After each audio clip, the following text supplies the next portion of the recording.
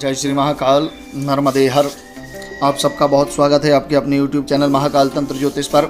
जैसा कि आप सब जानते हैं, हम डिजिटल तरीके से माँ नर्मदा की परिक्रमा कर रहे हैं।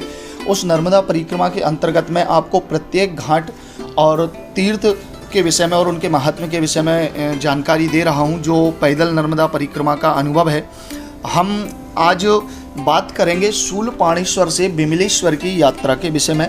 जब हम शूलपाणीश्वर से शूलपाणी की झाड़ियों से होकर बिमलेश्वर अर्थात समुद्र, जहाँ माँ आदिशक्ति नर्मदा का समुद्र में विलय होता है, उसमें वो विलीन हो जाती हैं, तो उसी स्थान पर हम पहुँचेंगे। और मैं इस विषय में सभी नर्मदा तट तीर्थ आदि का आपको महत्व और उनका वर्णन सुनाऊंगा, जहाँ भगवती नर्मदा रेवा सागर में जाकर मिल जाती हैं। और इसी के बीच में हम शूलपाणीश्वर से प्रार्थना करके बिमलेश्वर रेवा सागर तक की आज यात्रा करेंगे। चलिए प्रारंभ करते हैं। परंतु आप मेरे चैनल पर हैं, मेरे वीडियो को देख रहे हैं, तो चैनल को ज़रूर सब्सक्राइब कर दीजिए, बेल आइकन को भी दबाइए, जिससे ऐसे ही ज्ञानवर्धक वीडियो आपको प्राप्त होते रहेंगे। क्योंकि नर्मदा परिक्रमा का श्रवण करने से नर्मदा यात्रा का फल प्राप्त होता है। चलिए प्रारंभ करते हैं। नर्मदे हर। जैसे आप भृगु पर्वत शूलपाणीश्वर से आगे चलते हैं तो आगे चलकर आपको मोखड़ी नामक ग्राम पड़ता है। यहाँ मोक्ष गंगा का संगम है, एक छोटा सा जलप्रपात है। और परिक्रमा करने वालों का कहना है कि यहाँ का दृश्य बहुत ही मनोहर है। और जब हम वहाँ से मोक्ष तीर्थ से हम आगे चलते हैं तो उलूक तीर्थ हमें प्राप्त होता है। और उलूक तीर्थ से आगे चलने पर गोरा नामक घाट पड़ता है। और उलूक तीर्थ से जब हम आगे चलते हैं तो पिपलाद नाम का आश्रम और तीर्थ हमें रास्ते में पड़ता है। पिपलाद तीर्थ से जब आगे चलते हैं तो इंद्र वाणो नामक ग्राम है। यह भी यहाँ भी नर्मदा जी का बहुत अच्छा तीर्थ स्थान है। शक्र तीर्थ नाम से यह प्रसिद्ध है। फिर शक्रेश्वर से जब हम आगे चलते हैं तो उसके समीप में रावेर नाम का ग्राम है। उसके पास में ही व्यासेश्वर तथा वैद्यनाथ धाम है। यहाँ भगवान वेदव्यास जी शूलपाणीश्वर की यात्रा के निमित्त आए थे और तब उन्होंने व्यासेश्वर और वैद्यनाथ की स्थापना यहाँ पर की थी। व्यासेश्वर से जब हम आगे चलते हैं तो आनंदेश्वर नामक तीर्थ है। यह स्थान रावेर और सूरज गांव के मध्य में स्थित है। उसके बाद हम जब आगे चलते हैं तो मात्र तीर्थ हमें मिलता है। सूरजवर ग्राम के आगे जो है हमें मात्र तीर्थ मिलता है। और मात्र तीर्थ से जब हम आगे चलते हैं तो सूरजवर ग्राम के पास में नर्मदा का यह तीर्थ स्थल बहुत ही मनोहर है। और सूरजवर ग्राम से जब हम आगे चलते हैं तो मुंडेश्वर नामक तीर्थ हमें प्राप्त होता है। शिवजी के जो रुंड मुंड नामक प्रख्यात गण हैं, उनके नाम से यह प्रसिद्ध है। और मुंडेश्वर से जब हम आगे चलते हैं तो रमपुरा नामक ग्राम है। उसके पूर्व में अनड़वाहो नाम का संगम है। अनड़वाही नदी का यहाँ पर माँ नर्मदा में संगम हुआ है। और अनड़वाही नदी से जब हम आगे चलते हैं तो भीमेश्वर नाम का तीर्थ हमें प्राप्त होता है। और भीमेश्वर तीर्थ से जैसे हम आगे चलते हैं तो अर्जुनेश्वर नामक शिवलिंग हमें मिलता है। यही भी बहुत ही मनोहर तीर्थ स्थान है। यहाँ राजा सहस्रबाहु ने जो है तप किया था, उसकी राजधानी यह मानी जाती है। और अर्जुनेश्वर से जब हम आगे चलते हैं तो धर्मेश्वर नामक तीर्थ स्थान हमें प्राप्त होता है। यहाँ से कुछ ही दूर पर रामपुरा के समीप नर्मदा जी के जल में लुकेश्वर नाम का एक स्थान है, जहाँ भगवान गुप्त रूप में विराजमान हैं भगवान शिव। और लुकेश्वर महादेव से जब हम आगे चलते हैं तो धनेश्वर नामक तीर्थ स्थान पड़ता है।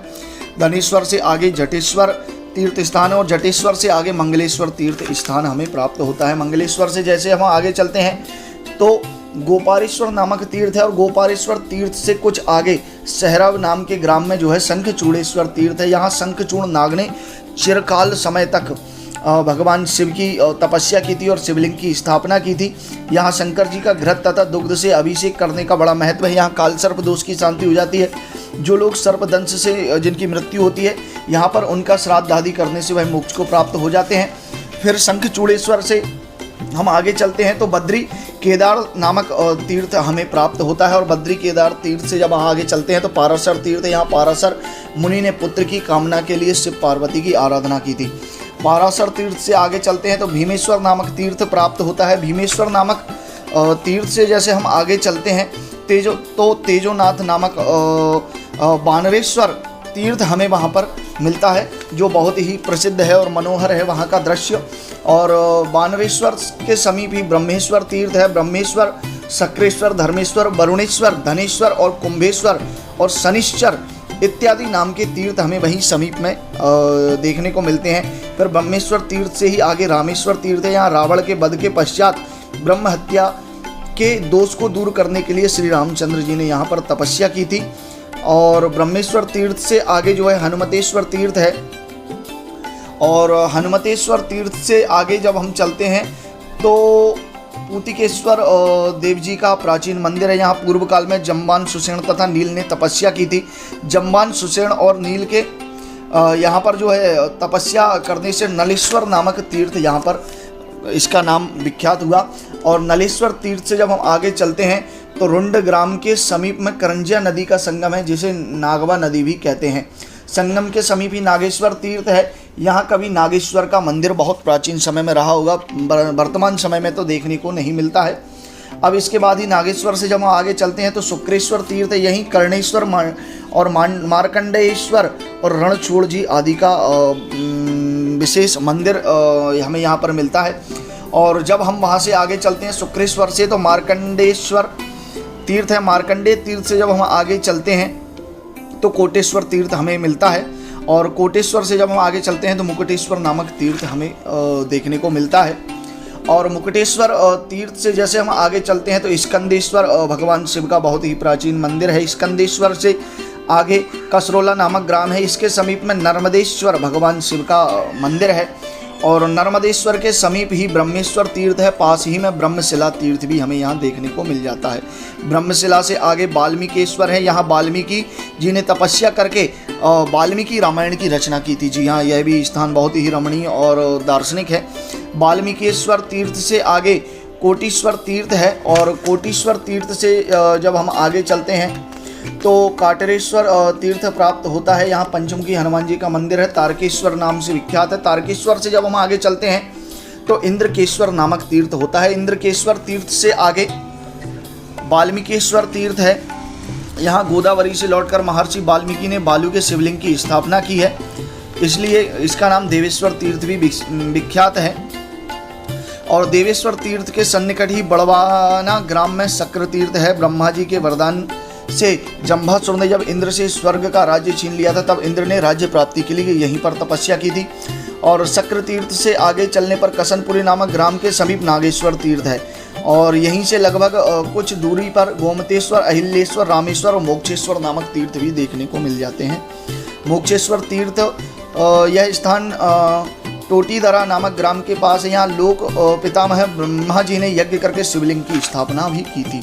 फिर उससे आगे सिद्धेश्वर तीर्थ से आगे तापेश्वर नामक तीर्थ है। और तापेश्वर से आगे सिद्धेश्वर तीर्थ है यह। और वरुणेश्वर तीर्थ है। यहाँ वरुण ने पुत्र प्राप्ति के लिए तपस्या की थी, उसे पुष्कर नामक पुत्र प्राप्त हुआ था। बाणेश्वर तीर्थ से आगे पाराशरेश्वर तीर्थ है। और पोरा ग्राम के पारेश्वर तीर्थ से आगे लड़वा ग्राम है। यहाँ प्राचीन वटवृक्ष है, यहीं कुसुमेश्वर तीर्थ भी है। और लड़वा ग्राम से आगे कुसुमेश्वर तीर्थ से जब हम आगे जाते हैं तो कलकेश्वर नामक तीर्थ हमें देखने को मिलता है। कलकेश्वर से आगे और सांझा ग्राम के समीप संगमेश्वर तीर्थ है।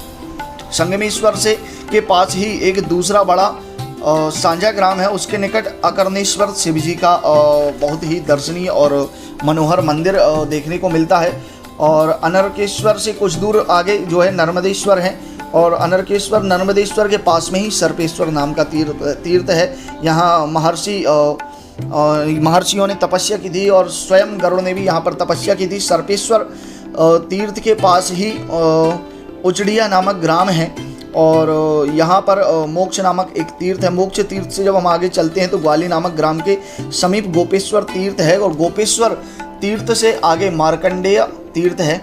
और मार्कंडेय तीर्थ ग्वाली से आगे जो है गुमानदेव है। अंकलेश्वर जो चांदोद के लिए एक छोटी प्रसिद्ध है गुमानदेव। उसके बाद गुमानदेव से के समीप ही जो है नौगावा सामौर नामक नागतीर्थ है। ग्राम के पास नागतीर्थ है। और इससे जब हम आगे चलते हैं तो गुमानदेव से आगे सांबादी जो है तीर्थ प्राप्त होता है। और सांबादी तीर्थ से आगे जो है सिद्धेश्वर नामक तीर्थ देखने को मिलता है। और सिद्धेश्वर तीर्थ से आगे जो है अंकलेश्वर नामक तीर्थ स्थान है। और यहाँ रामकुंड बहुत ही प्रसिद्ध दर्शनीय और रमणीक है।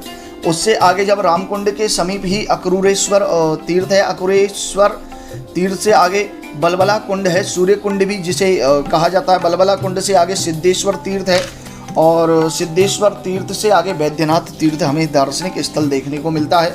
और वैद्यनाथ तीर्थ से जैसे ही हम आगे जाते हैं सूर्य कुंड, मातृका तीर्थ, और मातृका तीर्थ से आगे जो है उत्तरेश्वर नामक तीर्थ है। उत्तरेश्वर तीर्थ से आगे जो है नर्मदेश्वर तीर्थ है। और नर्मदेश्वर से 2 मील आगे मोटिया नामक ग्राम के समीप मातृका तीर्थ है। और मातृका तीर्थ से आगे जो है बहुत ही प्रसिद्ध हासोट नामक ग्राम है, हंसेश्वर नामक तीर्थ यहाँ पर हमें देखने को मिलता है। हंसेश्वर तीर्थ से आगे तिलादेश्वर तीर्थ है। तिलादेश्वर से आगे जो है वासव तीर्थ है। और वासवेश्वर तीर्थ से आगे कोटेश्वर नामक तीर्थ है। कोटेश्वर से आगे जब हम चलते हैं तो अलिका तीर्थ हमें मिलता है। और अलिकेश्वर से आगे विमलेश्वर तीर्थ है। यहाँ नर्मदा जी का दक्षिण तट जो है संपूर्ण होता है। माँ नर्मदा का रेवा सागर में संगम होता है और यही अंतिम तीर्थ है यहाँ पर रेवा सागर में मिलने से पहले दक्षिण तट का।